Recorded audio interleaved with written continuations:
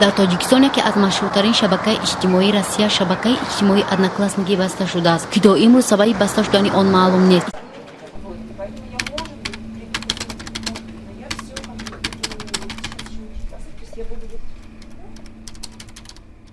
истифодабарандагон ва коршиносон бар он назаранд, ки яке аз сабабҳои асосии баста шудани ин шабака дар Тоҷикистон фаъолона таблиғ намудани наворҳои видеои оид ба ҷиҳод, саҳм доштан дар ҷангҳои озодиҳои дар давлатҳои исломӣ, аз он ҷумла Сурия ва дохил шудан ба гурӯҳҳои террористӣ ҳастанд.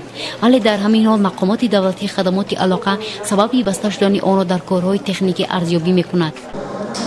Сабаби инро ман дар он мебинам, ки гурӯҳҳои иртиҷоӣ ба мисли салафия хеле зиёд шуд ва ҳамин шабакаҳои иҷтимоӣ боис мешавад, ки ин гурӯҳҳои террористӣ дар Тоҷикистон зиёд шавад.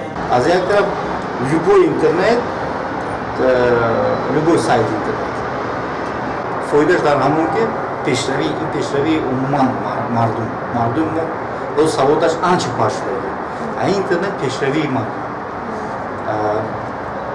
мо ҳозир ҳама партофта ғорба рафта нагаштем ку, либос партофта пӯст пӯшта нагаштем ку. Ин пешравӣ, ин интернетам як намуди пешравӣ. Барои ҳамин ин чизи даркорӣ ман карам мумкин нест. Ба фикри ман аз як тараф хуб аст ва аз як тараф хуб нест. Барои чӣ? Барои он ки аз як тараф кори хуб накардам. Барои он ки бисёр маълумотро ҳамаи ҷонон аз сайти одноклассник мегирӣ, ба дастрас мекардам. ин як чиз аст ки комилан барои истифодаи маданият, маърифат кисе истифода намекунад. ҳар кисе ки истифода мекунад барои бад меравад, аз рӯи ҳаво ҳавас мекунад, аз рӯи шаётин мекунад, аз рӯи шаҳват истифода мекунад. ҷавонои мо однокласс байрам умуман интернет воридшавӣ ба интернет ин қобили ахлоқи ҷавонои мо аст.